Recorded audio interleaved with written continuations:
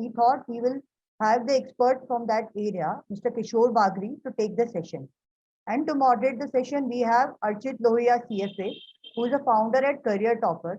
Career Toppers provide various professional development programs to various mid to junior industry colleagues.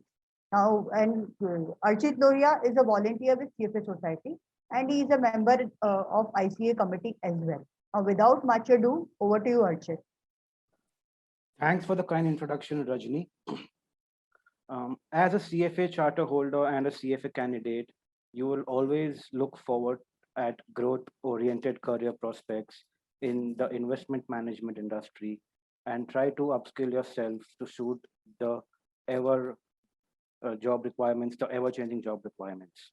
In this session, we will be discussing what does it actually take to build a career in what is perhaps the most fertile space within the financial services industry.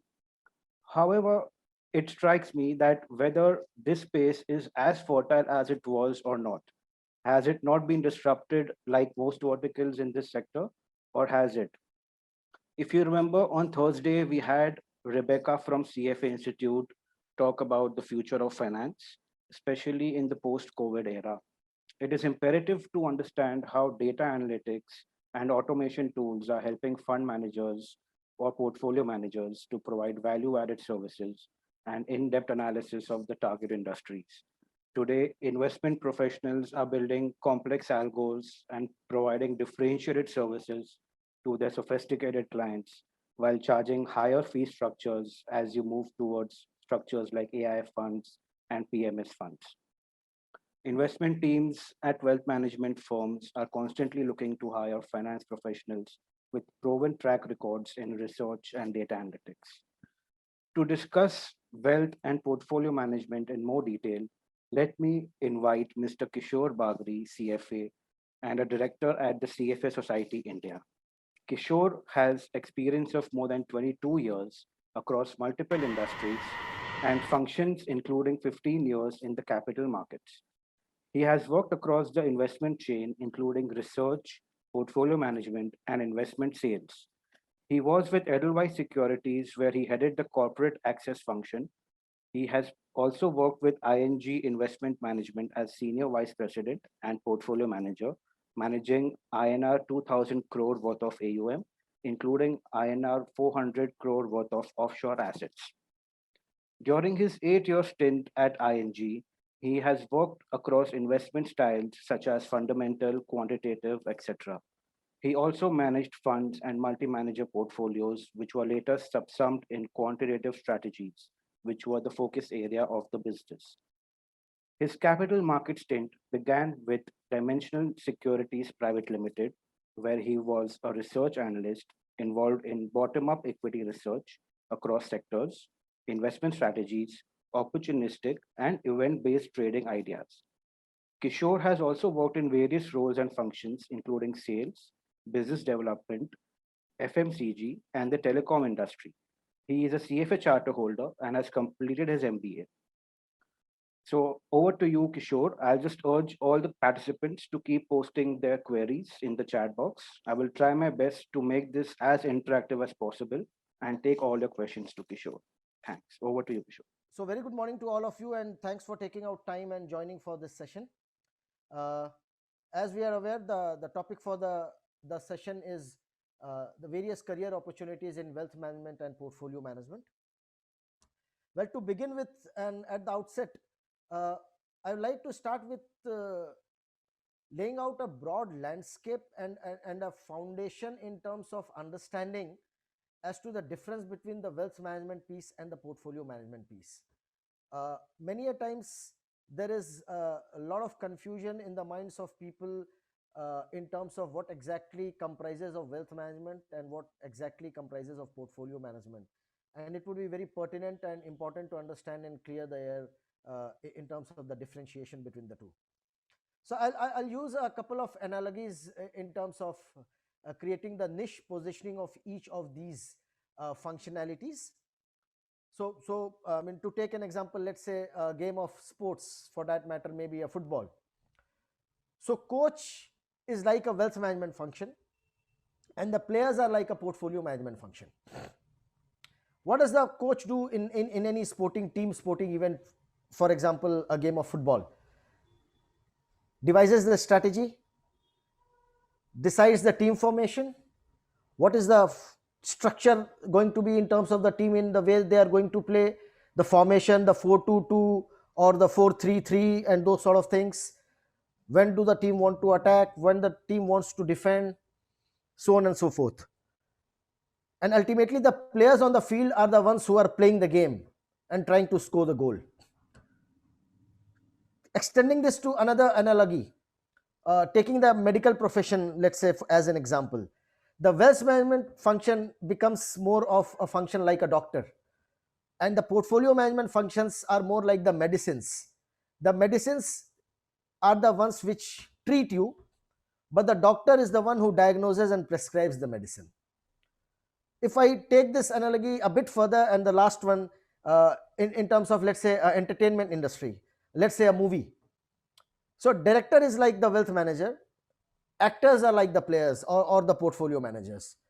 So to put it in simple terms, and coming back to finance from the various analogies, wealth management is a function which has a much broader landscape, involves broader functionalities, and in terms of a chronological order, it comes at a higher level than the portfolio management. But from a glamour point of view, portfolio management is a much more glamorous and a sexier role, if I may use the word, in terms of the perception and the role that they perform. So wealth management roles are more closer to the client, or they are the contact point to the client. Typically the wealth management functions will entail assessment of the risk of the client, devising a asset allocation plan, doing dynamic asset allocation based on the market opportunities, deciding on the portfolio positioning at any given point of time, then deciding on the portfolio managers in which the money would need to be allocated, and then maybe the allocation part of the whole function, where how much of the money you want to allocate to which manager. Apart from this just investment related approach, there would be various other functionalities which a wealth management person would be performing, which would be maybe estate planning, maybe providing some tax related advice, though the wealth manager is not the true professional in that sense, but at a broader level, in terms of creating the whole investment portfolio in a more tax efficient manner, etc., etc. So the landscape and the breadth of functionalities of a wealth manager are far more broader as compared to a portfolio manager. Coming to the portfolio management function, once the money is allocated to the portfolio manager has a defined product, a defined investment strategy, and the function of the portfolio manager is to deliver superior risk adjusted return based on the mandate of that particular product, and as compared to the benchmark that has been published as a comparative assessment tool for that particular performance of that particular strategy or product. So to summarize the whole landscape, once again, wealth management is a much broader function, portfolio manager is a narrower function but more in-depth function, and from a glamour point of view, portfolio manager is definitely more glamorous and sexier as a profession as compared to slightly perceived more somber and boring kind of a perception attached to a wealth management. But let me tell you, that is not exactly right. I have been on both the sides. I have been doing I have done portfolio management for 9 years, and currently I am doing wealth management for the past 4 and 5 years, and definitely both are equally challenging and demanding, and require different skill sets and different passion and inclination to be successful in each of these roles. So Kishore, that's a very good analogy you've given. Like, portfolio management is more of a glamorous role as compared to wealth management.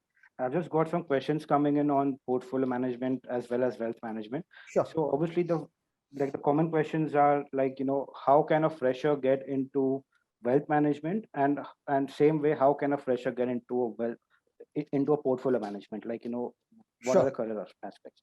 So once I get a bit delve down deeper in terms of the various roles in each of these aspects, some of these questions will get answered automatically.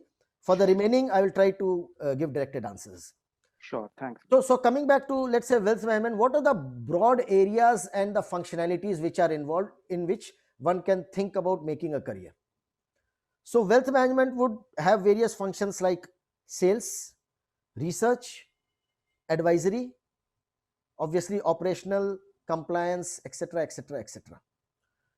Similarly, in a portfolio management function, again, there would be sales, research, portfolio management, or the fund management as we call it, and the other regulatory aspect like compliance, operations, fund accounting, etc., etc. So from the roles, both the career or both the avenues have more or less similar kind of role offerings.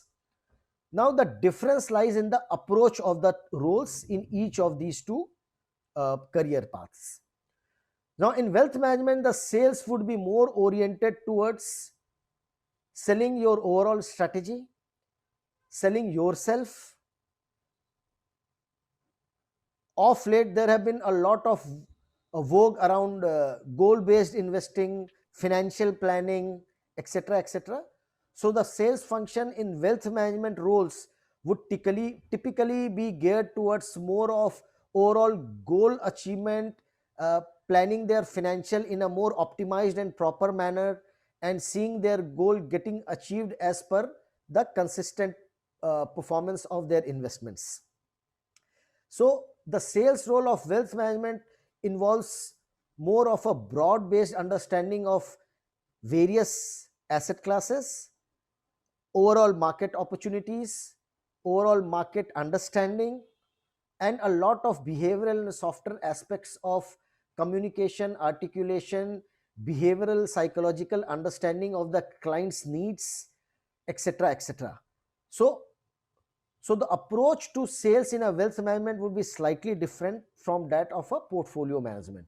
Now, if I draw the comparison of the similar role to a portfolio management, so the sales guy of a portfolio management will have two sets of clients. One would be the wealth managers themselves, to which they would be pitching their product. The another could be the direct sales, where they are approaching the clients directly. So the sales function in a more of a portfolio management role would be driven by their own specific product offering, their investment strategy, and uh, their investment style, etc., etc. So the sales function is more in depth but more narrow in a portfolio management function, where they are more focused only on their own investment strategy and offering. Whereas in a wealth management function, all the offerings available at the market are at your disposal. So the sales role is less about any specific product, but it is more about the overall financial well-being, financial planning, goal-based investing, which has become very prominent these days. Though I definitely have a slightly different opinion on a personal front to that, but that's besides the point here. So that would be the difference in terms of the sales role that each of these career opportunities will have. The second big function is the research part of it.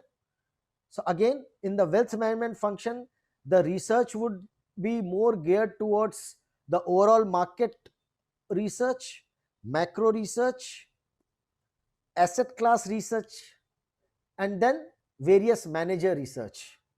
For example, the research function of a wealth manager would do a lot of research on the various managers themselves or the portfolio managers, in terms of what is their style, what is their investment strategy, in which market capitalization is a particular manager better off than the other managers, and so on and so forth.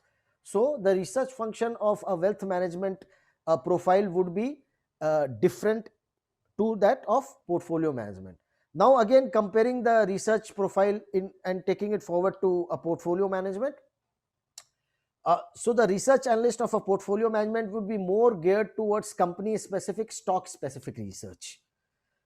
Uh, so typically in a bigger organizations, most of them are assigned to a particular sector or a couple of sectors where they do in-depth research on that particular sector and the stocks and companies comprising of that particular sector. In a smaller boutique kind of outfits, it could be more bottom up across the broad spectrum, trying to generate good investment ideas, being agnostic of sectors. To get to that level, certain amount of experience would be required definitely. But the starting point for any of these would be in a portfolio management function. Typically, a fresher would start as an associate to an existing analyst. In a that's the typical career starting point in a portfolio management function. In a wealth management function, again, I don't think there is a associate kind of a positioning as such, but you will be a fresher and then you will start learning the ropes in terms of the various aspects of research that I outlined, which are more geared towards wealth management function. Then again, another role would be the investment advisory role in a wealth management function, as against the portfolio management role in a portfolio management function. Now, what is the difference? So in an investment advisory, again, the advice that you will dole out to your clients will be more at a broader level of what should be your asset allocation mix at any given point of time, what are the portfolio managers that you should be investing into, what should be the portfolio positioning given the market view that one has over the medium to long term, whether you want to have some thematic plays depending on the market opportunities. So the managers that you decide, the advice would be to invest X amount of money in a particular manager.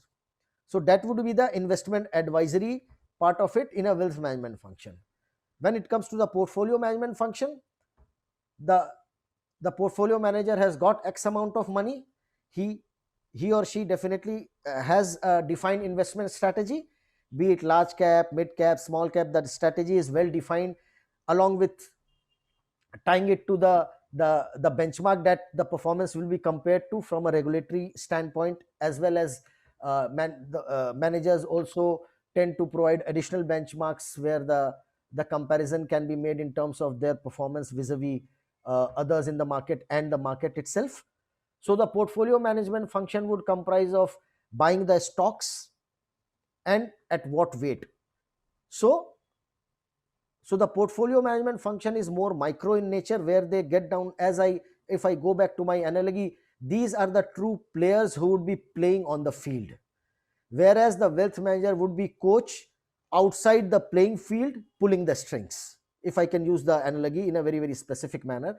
Or if I take the analogy again to the movie example that I gave, the director will be calling the shots, action, but thereafter the actor would be playing out the role. So these are the broad roles, functions, and the career opportunities in each of the wealth management and the portfolio management career opportunities. So anything you would like to ask, Archit, at this point of Yes, time, or should I thanks. continue? No, we'll just take some questions, Kishore. Thanks for the analogies again and discussing the various roles in wealth management. I've got a few questions around, the fee structure which advisors can, ask for in the wealth management role. So you were just briefly talking about the advisory role and how you can charge fees on a fixed fee structure, but not as a percentage of the AUM. So can you just tell, So, how advisors can? so that was in my mind a bit later towards the session, where I would talk about the regulatory landscape and all these part I had intended to cover in the regulatory aspect of the two career Oh, professions. okay, fair enough. So the next question, Kishore, I'm getting many questions around, how to transition into portfolio management as a career without having relevant experience in research. So can you just throw some light on this? No, I mean, with all due respect, this is like saying without playing gully cricket, I want to directly represent Indian team. Yeah. This doesn't happen, right? Correct. So you need to learn the ropes. I mean, you just can't become a portfolio manager straight away. Yes, you can. You can become your own portfolio manager with your own money. That's the best way if you want to directly delve into portfolio management without going through the rigors of the hard work and learning the ropes. That does not mean that portfolio management will come easily. So, but that definitely entails a lot of experience, risk with hands-on experience.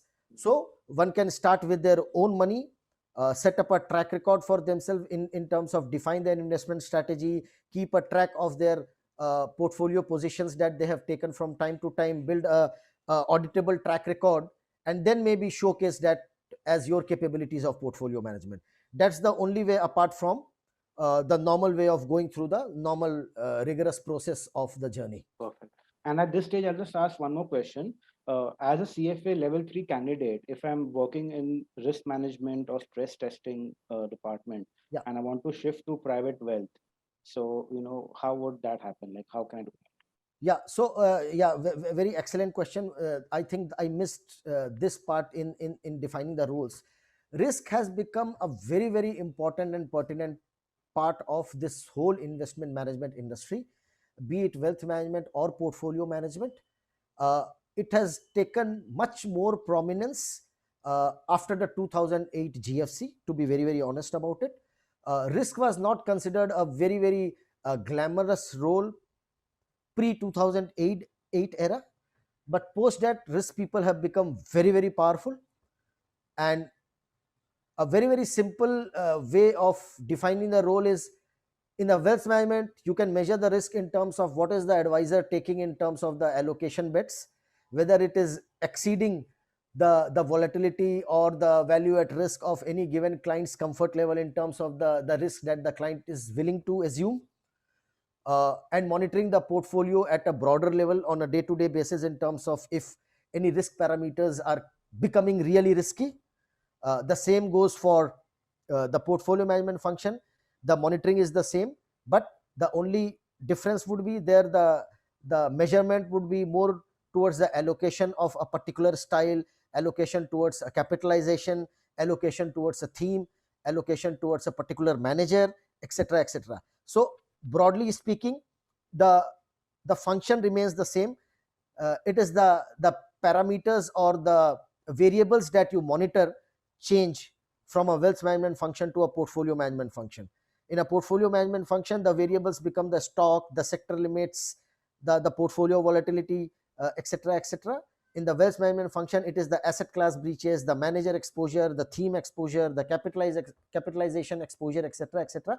But broadly, the overall objective remains the same, as to not take the extra risk as compared to what the client is willing to take to jeopardize the whole the positioning of the portfolio, and needs to be in alignment to the overall client's risk appetite. Perfect. Yeah. Great. So at Yeah. this moment, I'll just have these minutes. Yeah. So moving on, after the roles, I'll just like to throw some highlight in terms of the types of organizations which are present in each of these two functions, wealth management and the portfolio management. Now, in wealth management, again, there are all these banks that you know of. Every one of these banks offer their wealth management services. The bigger ones have all the roles that I defined for you. They would have a research department, they will have a product department. The product department evaluates the new, I mean, all the schemes and the managers and the offerings. There would be an advisory department, and obviously there would be a sales function, which would be the contact point of the client to generate business and sell down the advisory recommendations which are coming from the advisory function of that particular organization. Then, similar to the banks, there are the big national distributors, again, who have a similar structure to them. So the various roles would obviously be present in those as well. Then there are very big boutique firms and small boutique firms, where you will have more broader responsibilities, where the functions will not be crystal clear defined as compared to bigger organizations. I mean, this is similar to any business with the scale of organizations.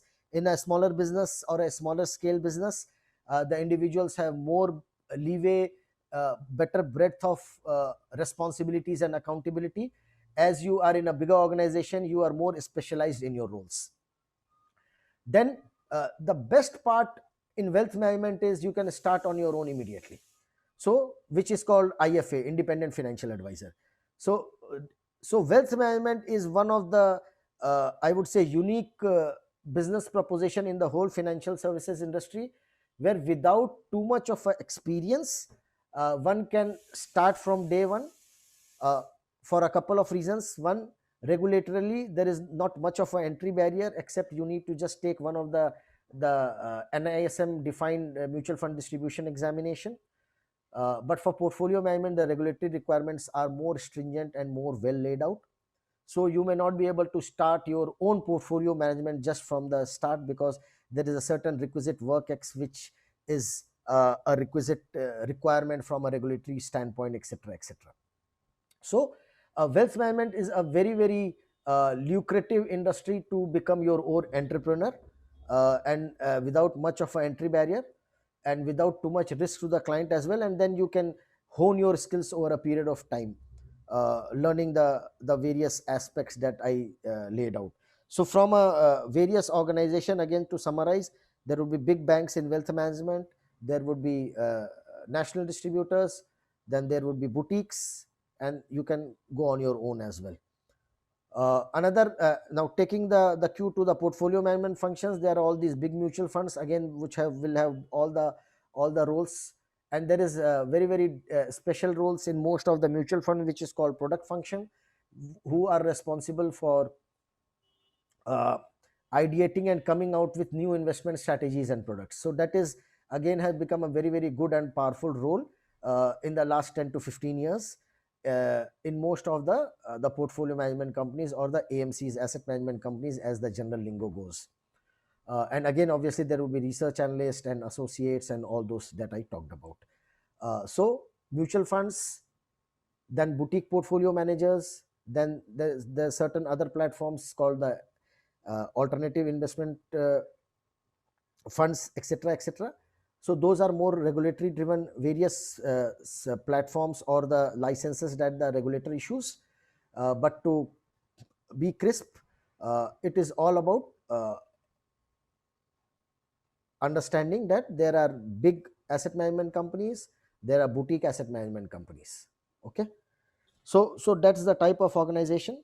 I'll just touch upon the regulatory landscape, so as to get a better understanding, and to that will answer the question that Archit raised a bit earlier. So from a regulatory standpoint, as far as the wealth management is concerned, now there are very clearly two defined paths. Sorry, in terms of organization, one that I missed was, with the new development in technology over the last many years, a new breed which has become very prominent are the fintech companies, where most of the strategies are driven, and most of the research happens more from a quantitative standpoint, or a quantitative approach, with artificial intelligence, machine based learning. People use new software tools like Python, etc.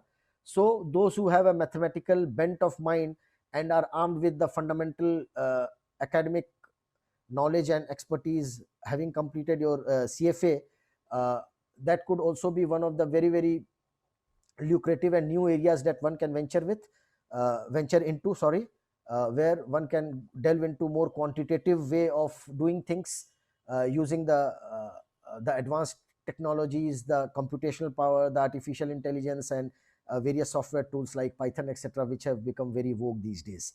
That also goes for the portfolio management services, where the portfolio management also can happen through quantitative approach of investing. One can devise quantitative based strategies, momentum based strategies, and a host of other strategies depending on your skill set, in terms of thinking about a particular strategy, building a code around it, and back testing it, etc., etc., etc. So that's another new avenue for more technological and mathematically savvy people, who are also armed with fundamental financial information. So definitely they have a niche in this definitely very high growth area.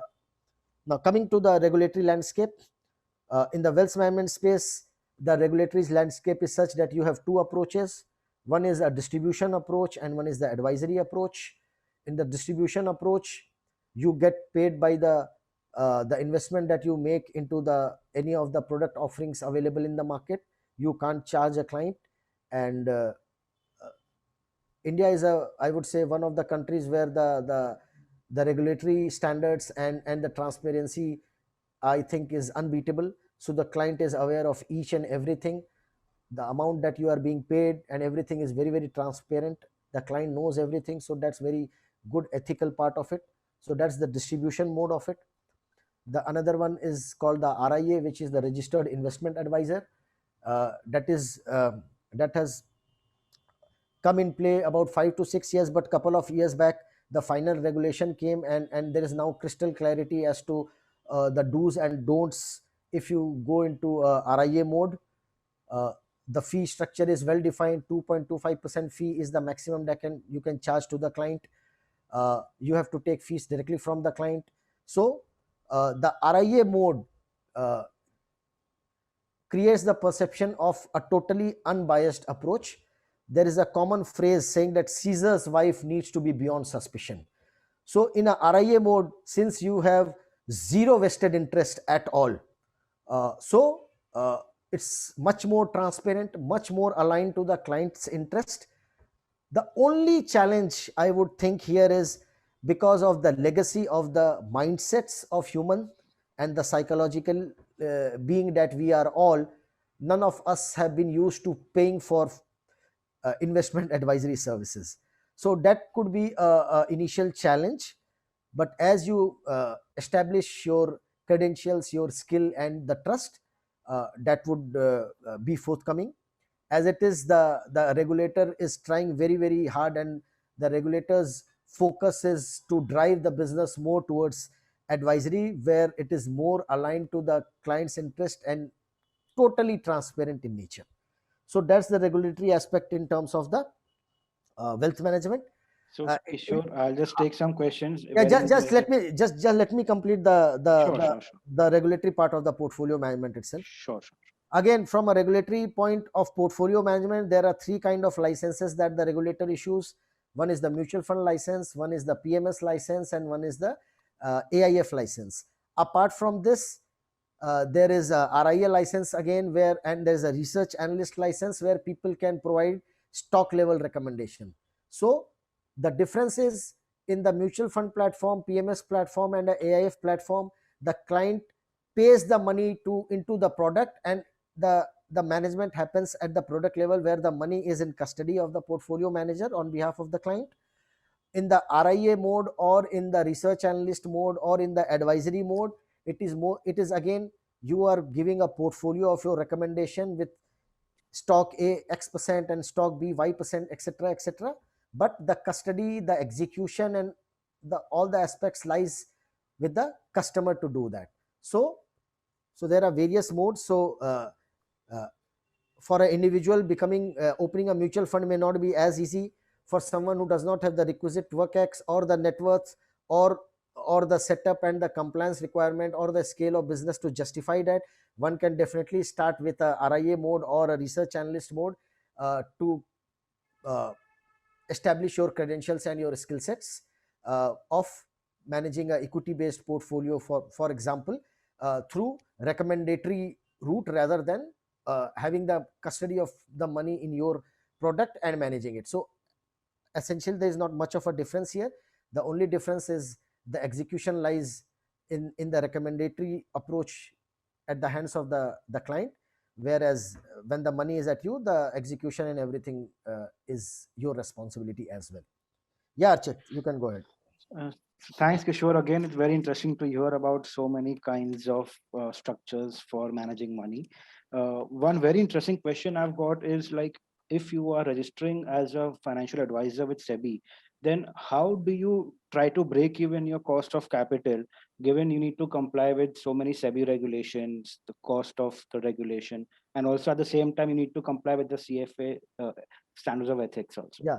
So that is the reason we always say that the investment industry business is a business of scale. So there are businesses in the world which are high margin, low volume. Our business is a business which is of low margin and high volume. Well, So that is the characteristic of the business itself. And therefore, but to be fair, there are various avenues where even without scale you can start. For example, the IFA mode or the RIA mode or the research analyst mode, where you don't have any cost structures associated with you, not much of a compliance uh, formalities associated with you, apart, I mean, except that maintaining the ethics and the integrity is separate from having a cost structure to the regulatory compliance requirements. So if you are in a formal structure like PMS or AIF, you need to have a full-time compliance officer. You need to you are subjected to audits on a day-to-day basis. You need to have a well-defined setup. You need to have a defined portfolio manager, so on and so forth. So there's a cost structure attached to it, and that is the reason, if you see, without naming anyone, most of the AMCs in India, apart from the top ones, after so many years are also not profitable. Simple reason is because this is a business of scale. It is not a business of high margin, low volume. This whole business is of low margin, high volume. So if you want to go for a formal setup, unless you think you can achieve the scale, it is not going to be a profitable business for you. So, but there's no need to be discouraged about it, because there are avenues where you can start the same thing at your individual level without going through that formal process. Though the other one is also a formal process, it's not an informal process. It is the way it is within the regulatory framework, it is within the regulatory defined roles. The only thing is it becomes more recommendatory in nature, and so that's about it. Okay, nice. One more question we are getting is about the typical fee structure across these kind of structures. So, like, what would be the typical fee structure for advisors which do not typically charge based on the AUM, as opposed to a hedge fund, AIF, PMS? So, if you can just All put right. more on So I already highlighted it. So there are two, again, for wealth management and portfolio management, it is different. Hmm. So for wealth management, as I said, in a distribution mode, you are paid by the products that you are investing into. The expense that the products can charge are well defined by SEBI. So when you are selling to any product to a customer, or are allocating money to any product, the expense ratio is already known. So typically, depending on the scale of business that you have and the clout of money that you have, you can get anywhere between 50 to 75% of the total fees that the product manager is charging. Okay, this is the distribution piece. In a RIA piece, where you are doing mutual fund business, or you are allocating to managers rather than taking a direct equity RIA mode, you can also take the manager mode like a distributor. There SEBI has clearly defined that the fees that you can charge is either 2.25% as a percentage of AUM, or 75,000 as a upper ceiling. So that is the well defined fee. Obviously, take my word for it, you will never be able to charge 2.25%. Yeah, of course. It is practically impossible to charge 2.25%. Just to give you a sense, big bulge ticket size customers, typical deals happen around 50 basis points. The deal size can go as low as 25 basis points, but I haven't heard anyone giving more than 50 basis points for bulge bracket. When I say bulge bracket, 10 CR and above, 50 CR, 100 CR kind of deals. For the lower ones, the biggies are not interested. So there, if you have the skill, then it's all about negotiation. There's no defined. The upper ceiling is defined. So from a customer's standpoint, what is the customer interested in? Customer is interested in post expense fees. If you can deliver superior performance as compared to the market, then you can demand a 1.5% to 2% fee, but that needs to be justified by the outperformance that you are able to create. Correct. Right? That's So very yeah, so typically I would say the fee can range around 1%. If you are really very good, then you can negotiate for a 1.5% to 2% kind of a fees, but that needs to be demonstrated. You extremely sorry. You just can't say, I am great, I am the god, so pay me 2%. That doesn't happen. Right? That's perfect. Yeah. Totally right. So coming to the portfolio management again, In the mutual fund, SEBI has clearly defined the expense that can be charged based on a scheme wise AUM. Maximum is 2.5%, and then it go down as the AUM increases. So it's pretty well defined. In the PMS, I'm sorry, I don't exactly know whether there is a regulatory definement of upper ceiling, but one thing that I can tell you, most of the non-mutual fund asset managers typically focus more on performance based fee. So there is a hurdle rate. It is up to the manager to define the hurdle rate. In the past 1 year, I have come across many managers who have a hurdle rate of only 6%, zero fixed fee, and a 15% sharing above 6% performance. Then there are managers with 8% hurdle rate, there are managers with 10, there are managers with 12, etc., etc. So it's all depending on the portfolio manager in terms of what is the fee structure that he wants to charge or offer. And the client is very well aware when he gets into the product, he or she, let me be very careful about it, I don't want to be gender this thing about it. Correct. So the client is well aware of the fee structure, because the client has to sign the fee structure addendum along with the agreement. So there is no hanky panky at all, everything is very transparent. But one thing that I'm not very sure of is whether the regulator has defined a upper fee ceiling as far as the PMS platform or the AIF platform is concerned. I'm not very sure of it. Yeah, I think it's very open ended in the regulation as far as even I know. Yeah. Just one question again on this part is, there's a question on technical analysis and Yes. what's the scope for day trading. The question is like, there's not much curriculum in the CFA, and how do we hone these skills and how can we make money out of it? Sure.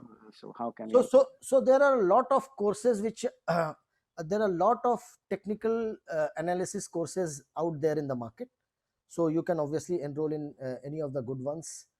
Then there are quant based courses available. Again, you can enroll in those. One thing that I will just like to highlight here is, in the last 1.5 years, every Tom, Dick and Harry has made money. Okay. So don't get very, very influenced by the past 1.5 years of experience.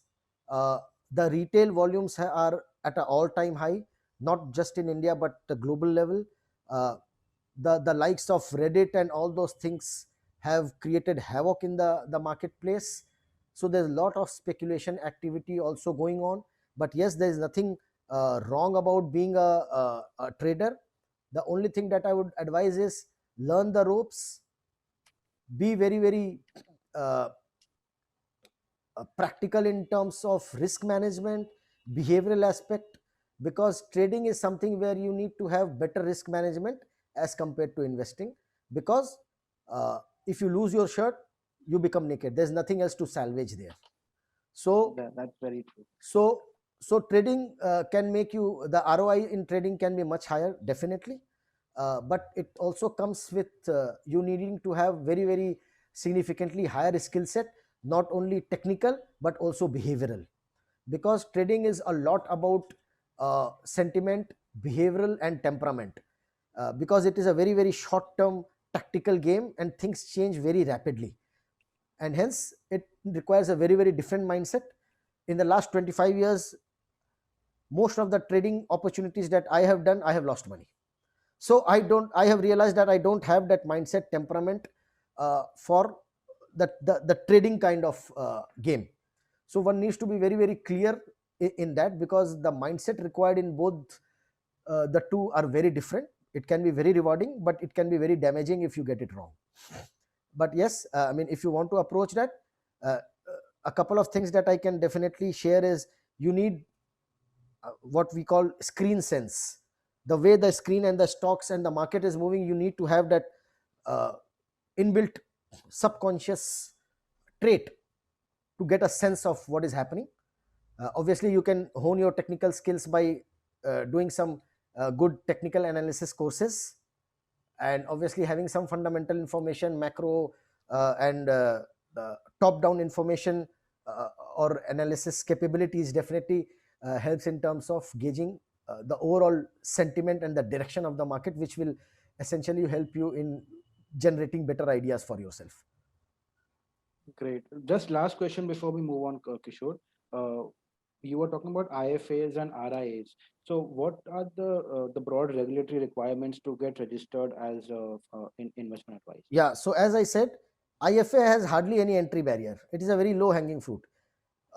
Just to share with you, uh, so there is a examination which is defined from SEBI, which one needs to take and clear, which is called Mutual Fund Distribution 5A exam, which is given by SEBI, NISM. One needs to just have a 12th pass academic qualification to take that exam. Once you have taken that exam, you can take a ARN code and start the business. So there's nothing stopping you there. If you want to become a RIA, then obviously the bar is pretty high. The examination that you need to take is also of a reasonably good standard, and then there are you would need to have that requisite work X, etc., etc. Otherwise, you will not. The SEBI would not be giving you the license for becoming a RIA. Great. Thanks, Kishore. We can just continue. So, I mean, I think I have talked enough. So, just to summarize, I would say wealth management is a very, very interesting and broad opportunity where the opportunity is humongous. The financial investment at a country level are still 6, 7, 8%. I don't have the exact numbers. The financialization of investment has only taken up at the mass root level after the demonetization, if I may hazard that guess. And with dwindling attraction of the other asset classes, which I particularly think are structural in nature, like real estate, for example. More and more money is going to be driven towards financial assets, and therefore the opportunity size is humongous. Wealth management is a career opportunity where you can also start on your own. So, therefore, the opportunity size in a wealth management career is very huge and much, much more as compared to career opportunities in a portfolio management kind of a approach. Having said that, yes, as I had said in the beginning of my session, portfolio manager is a much more glamorous and sexier role as compared to a wealth manager. But from a career standpoint, or a, I would say compensation or a money rewarding standpoint, most of the wealth managers, good ones, make much, much more money than portfolio managers. So, but and on top of that, you can become wealth manager since day one on your own as well, which you can't in a portfolio management. So both have their own pros and cons, but just from a opportunity size point of view and the ease of starting point of view, wealth manager definitely has a much bigger landscape and opportunity size. uh, that's all from my end. If you have collated questions, happy to answer them. Yes, thanks for that session, Kishore. I'll just take some of the few questions now. I've been getting questions on shifting from, like, let's say, a role in mechanical engineering to entry into roles like wealth managers, portfolio managers. So, how would you advise these? So for the engineer kind of guys, I think they are very uniquely positioned today because they have a huge edge when it comes to using the quantitative approaches or the mathematical approaches, or using the software tools or artificial intelligence or machine learning. As I said, a lot of research approaches or the advisory approaches, or even in the portfolio management, you can have the portfolio run only based on quantity strategies. So the people who have the technical or engineering background definitely have a certain edge when it comes to uh, getting into these avenues with a quant based approach. So my suggestion would be, since you people of these nature already have a very sound bent of mind in maths and the technical aspects, so they would do much better if they approach these from a quantitative standpoint in either of the two, wealth management or portfolio management. There is enough scope, and there is a very huge growing opportunities and very niche and very good skill set is currently at scarce. Great. So talking about fintech, Kishore, there are so many fintech platforms like you have Smallcase, you have Grow, Zerodha, which are also into providing wealth management services. And you, as a portfolio manager or a wealth manager, can also give your services on these platforms. So, Yes. any thoughts on how you should monetize your skills on these platforms? So, as far as the small case is concerned, if you are a RIA, you can register with the small case and start providing your own advisory. I mean, if you are if you manage your, or if you uh, do your RIA through manager route, then you can provide your portfolio scheme A 20%, scheme B 15%, whatever. If you do through a direct equity route, you can list down your model portfolio and people who are signing up.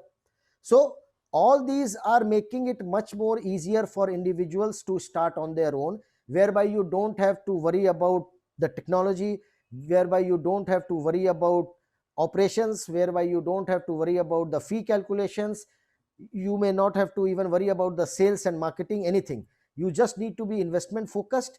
If your track record investment performance is there, these are platforms where your things are being showcased, and based on your skill you may start getting business.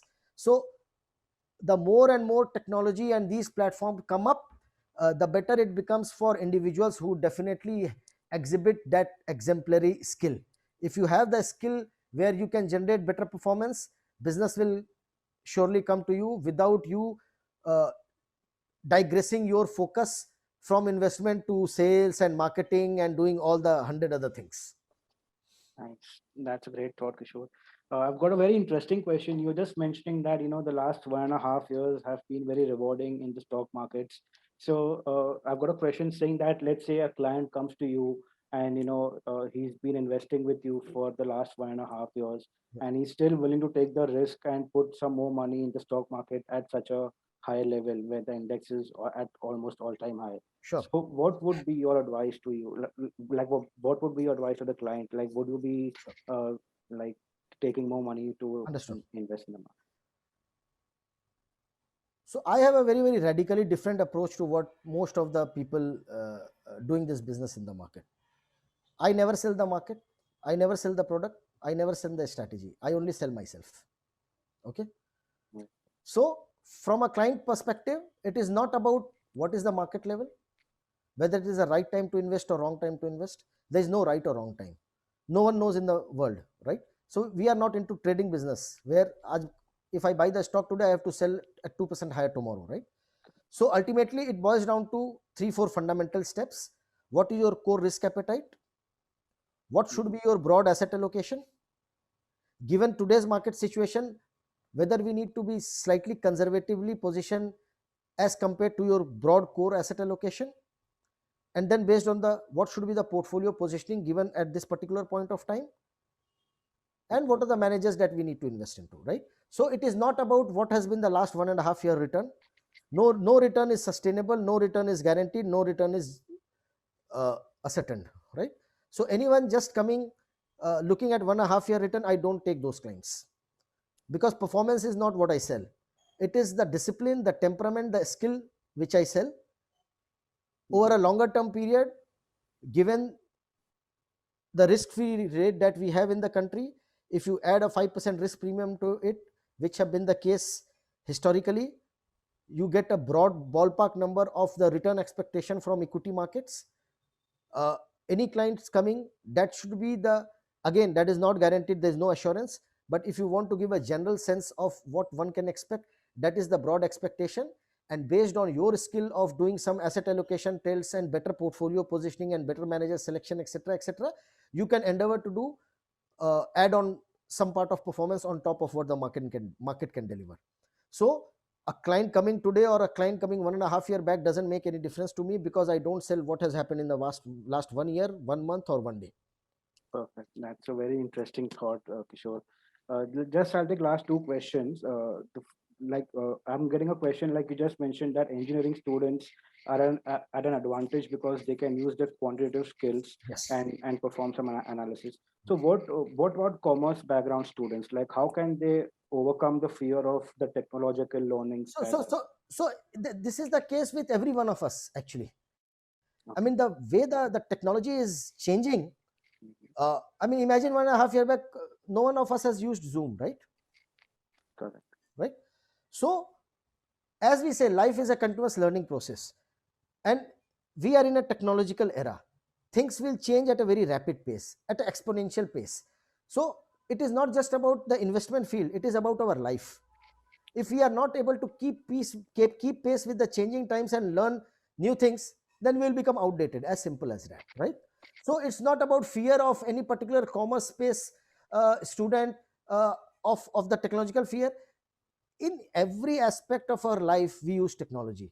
If I take your mobile phone from your hand for 1 hour, you will become so restless. I can't tell you, is it a good thing or bad thing? That's a totally different debate. I'm not getting into that. But each our every second of our life has become hooked on to technology, and with the changing technology and with the new products and features coming in with every passing second, we need to learn that. So it's not just about our profession but our life. Having said that, the example that I gave about mathematical students or the engineers, because they definitely have a certain edge in terms of the mindset itself. Perfect. The bent of mind is very mathematical oriented, quantitative oriented. So therefore, that does not mean a commerce guy will not be as successful or may not be more successful. That is an individual to individual thing. But at a generic level, when we talk about, if we say over a longer term, equity market is expected to give higher return than fixed income market, that does not mean in given periods of time that will not be reversed, right? Perfect. Correct. Yes. So, That's very similarly, at a generic level, if you see, engineering background people do have a mentally far higher skill set and the edge when it comes to the approaches of quantitative style. that's very rightly said. So that's the only point I'm making. Correct.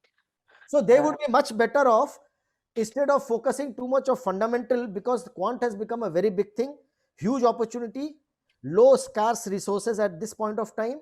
And if you already have certain edge of skill in a particular approach, then might as well make the best out of that. Na? Perfect.